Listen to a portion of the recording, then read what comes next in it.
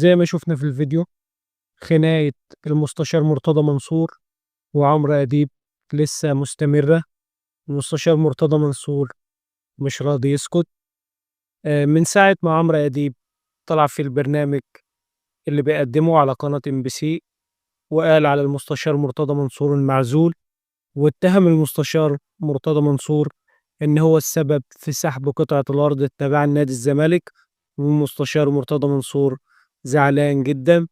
عمرو أديب حرر محضر في المستشار مرتضى منصور إنه بيسبه على وسائل التواصل الاجتماعي، والمستشار مرتضى منصور طالب الأمير محمد بن سلمان إنه يحاسب عمرو أديب لأنه هو اللي غلط فيه، ولسه الخناقة مستمرة.